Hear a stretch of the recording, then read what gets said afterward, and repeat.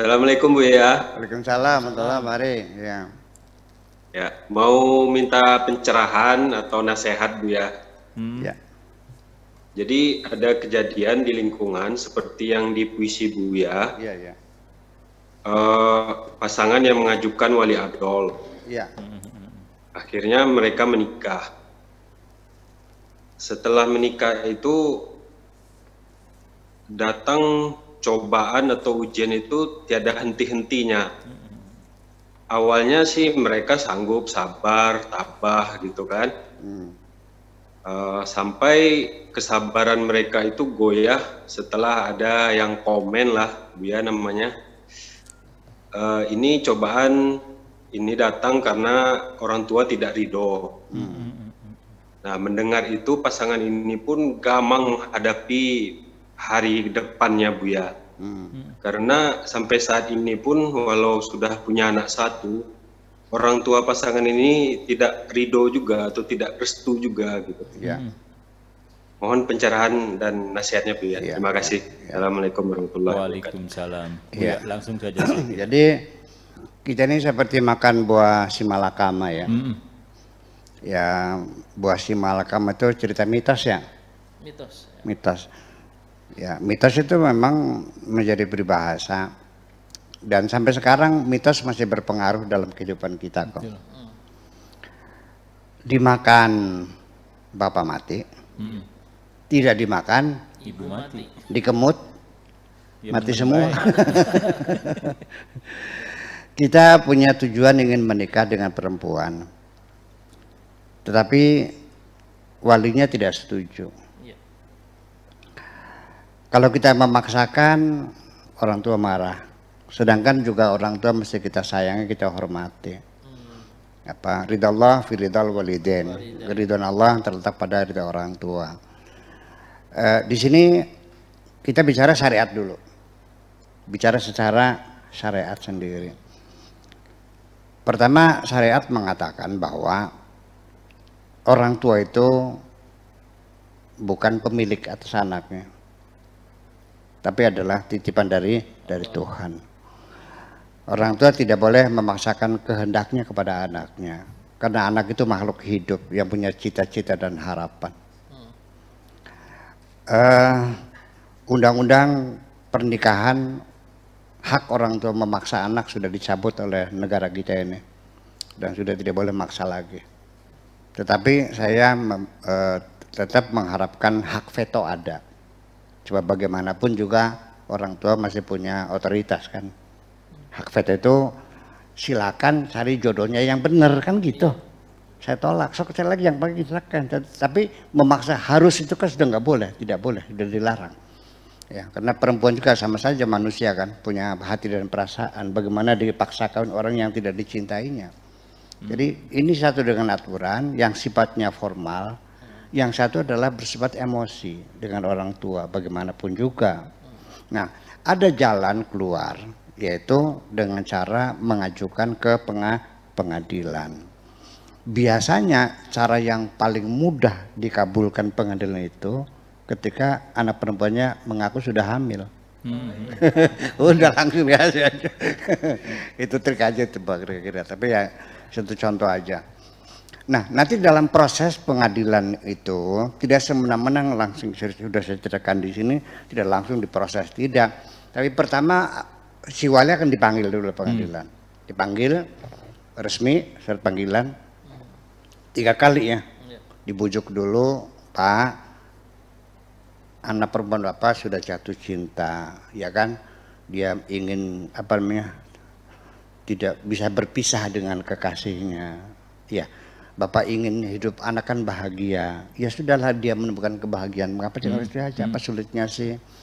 Ya, kalau alasannya belum bisa pakai ya, tapi kan dia sudah sarjana dan bisa hidup kan. Nah, 1 kali belum setuju, dipanggil lagi 2 kali, 3 kali itu. Nah, kalau sudah 3 kali tetap berkeras, ya sudah. Kalau begitu kami cabut hak perwaliannya, kami pegang menjadi wali adol namanya. Nah, nanti yang mengawinkan adalah pengadilan itu. Tetap ini syarat-syaratnya itu prosedurnya seperti itu. Jangan kawin lari. Kawin lari mah nggak sah.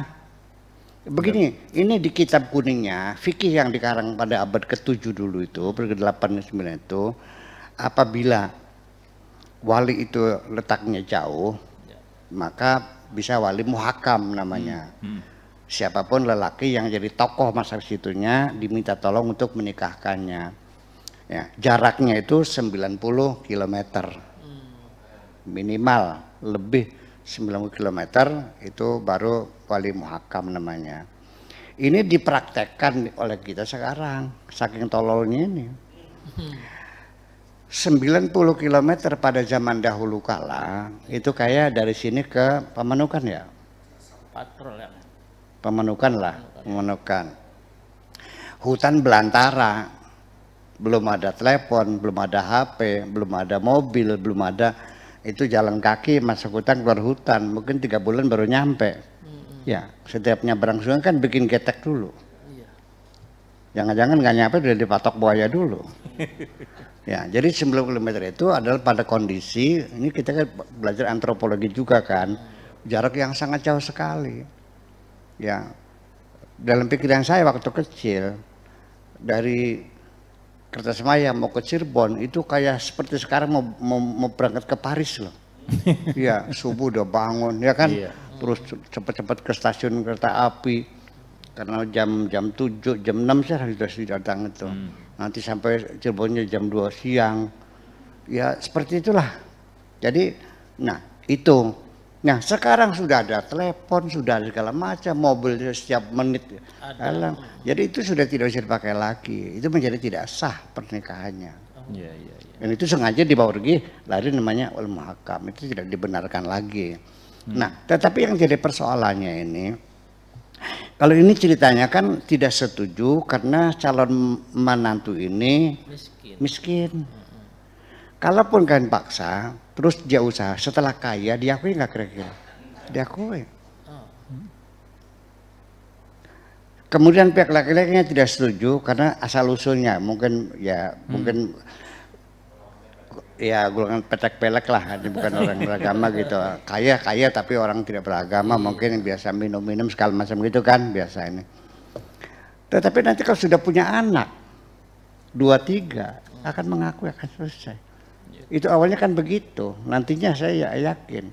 Nah ini yang terjadi kebalikannya, setelah kawin dia tidak bisa membuktikannya. Saya kira persoalannya kan begitu. Ada kesulitan, usahanya susah, rezekinya ser kan gitu. Nah saya kira tidak usah dilibatkan kepada karena gara-gara tidak mendapat ridho orang tua. Saya kira bagaimanapun juga kita tidak kalau begitu nanti kita menyalahkan orang tua. Iya kan? Saya kira begini ya, nanti akhirnya kembali kepada orang tua, diminta kebesaran hatinya. Sudah terima saja kenyataan itu, anak sudah kawin. Jangan kayak orang di sini ya. Mertua kadang-kadang kalau sudah nggak setuju itu memaksa suruh cerai. Begat. Dan sampai sekarang terus terjadi. Ini kan penderitaan bagi anak-anak kita. Saya yang selalu menjadi konsultasi mereka dan saya intervensi, saya panggil orang tuanya. Nah ini, jadi kadang-kadang masalahnya apa sih? Saya kira mungkin sama seperti di sini. Begini, orang tuanya saya panggil. Kenapa ibu memaksa anaknya suruh cerai? Apa jawabnya? Ini anak, maksudnya menantunya ini, koploknya ini, menantu dungu ini. 6 tahun dia itu menikah anak saya tanpa gelang keroncong sebatang pun, tanpa giwang sedikit pun, masih badan polos nggak ada apa-apa. Ya. Jadi coba lihat itu anaknya Pak Haji Darmun, baru 6 bulan sudah pakai mobil segala macam. Jadi orientasinya ke materi, karena menurut orang tuanya, yaitu karena materialis itu, jadi akan menilai anaknya bahagia ketika dibuktikan dengan materi. Rumahnya bagus, ada mobilnya, minimal motor lah kayak gitu. Dibandingkan dengan anak tetangga yang baru 6 bulan sudah bisa beli mobil sebagainya. Tetapi ketika saya tanya anak bersangkutan, Dia mengatakan pakai kami masih saling mencintainya, kami bahagia. Lalu urusannya apa? Anak yang menghadapinya merasa bahagia, orang tuanya merasa bahagia. Dari mana perbedaannya? Saya kira mungkin persoalannya perbedaan persepsi saja antara orang tua dan mertua. Saya kira jalan solusinya ya dikumpulin, silakan saya datang ke sana sebagai konsultan. Saya kira begitu, terima kasih.